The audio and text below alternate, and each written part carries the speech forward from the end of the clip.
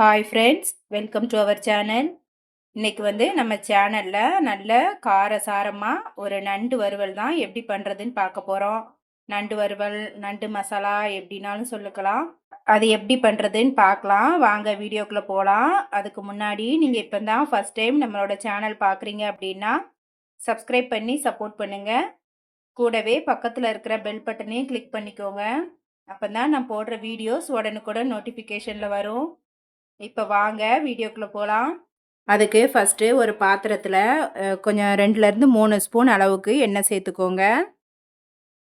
இப்போது எண்ணெய் நல்லா காஞ்சதுக்கப்புறமா 1 ஸ்பூன் அளவுக்கு பெருஞ்சீரகம் போட்டுக்கோங்க.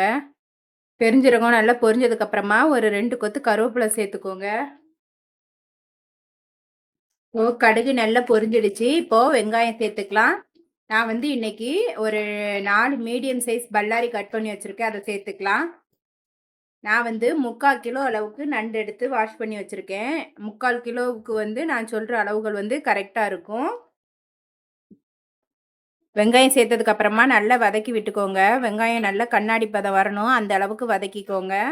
நண்டு குழம்பு செய்யும்போது எப்போவுமே நல்ல அகலமான பாத்திரமாக எடுத்துக்கோங்க. அப்போ தான் அது நல்லா கிளறதுக்கு நல்ல வசதியாக இருக்கும்.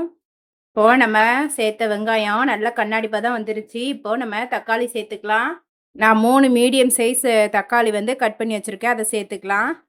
தக்காளி சேர்த்து நல்லா வதக்கி விடுங்க. தக்காளி நல்லா கொலைய வதங்கணும், அந்த அளவுக்கு வதக்கிக்கோங்க. இப்போ இந்த நண்டுக்கு தேவையான உப்பு சேர்த்துக்கலாம். தக்காளி சேர்த்தோடனே உப்பு சேர்த்துக்கோங்க. தக்காளி சீக்கிரமாக வதங்கி வந்துடும்.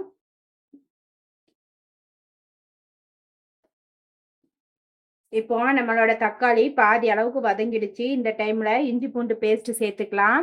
நான் இந்த ஸ்பூனுக்கு 2 டீஸ்பூனுக்கு 2 டீஸ்பூன் அளவுக்கு இஞ்சி பூண்டு பேஸ்ட்டு சேர்த்துக்கோங்க. நான் சொல்கிற அளவுகள் எல்லாமே 3/4 கிலோ நண்டுக்கு சொல்கிறேன்.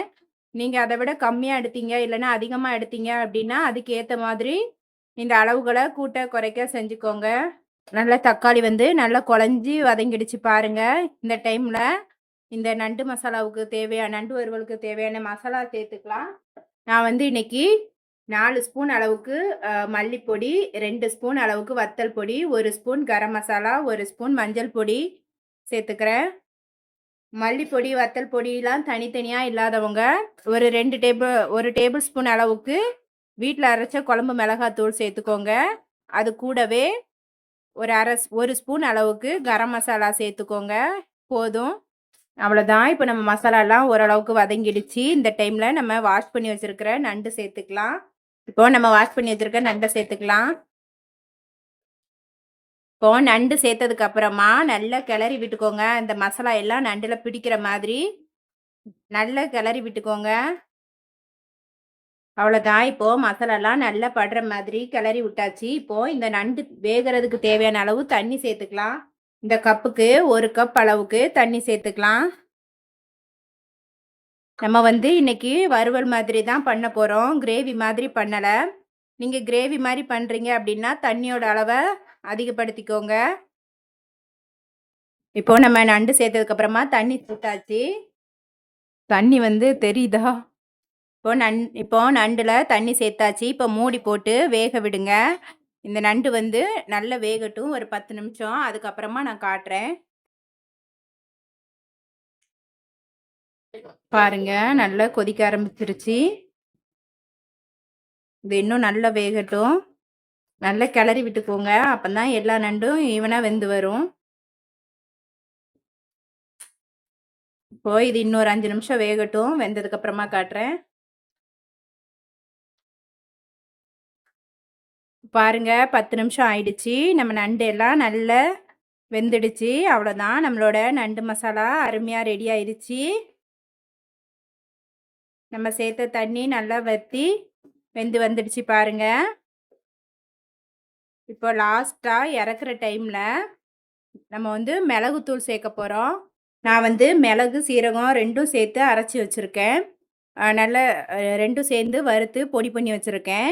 அதை 1 ஸ்பூன் தூவிக்கலாம்.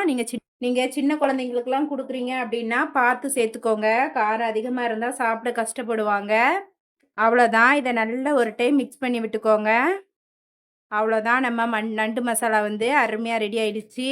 அவ்வளோதான் ஃப்ரெண்ட்ஸ், நம்மளோட நண்டு மசாலா அருமையாக ரெடி ஆயிடுச்சு. நீங்களும் இதே மாதிரி இதே அளவுகளோட உங்கள் வீட்டில் செஞ்சு பாருங்கள். செஞ்சு பார்த்துட்டு எப்படி வந்ததுன்னு கமெண்ட்டில் சொல்லுங்கள். என்னோட வீடியோ உங்களுக்கு பிடிச்சிருக்கும்னு நம்புகிறேன். என்னோட வீடியோ பிடிச்சதுன்னா மறக்காமல் என்னோட சேனலை சப்ஸ்கிரைப் பண்ணி சப்போர்ட் பண்ணுங்கள். என்னோட வீடியோவுக்கு லைக் போடுங்க, கமெண்ட் பண்ணுங்கள், உங்கள் ஃப்ரெண்ட்ஸ் அண்ட் ஃபேமிலிக்கு ஷேர் பண்ணுங்கள். பாய்.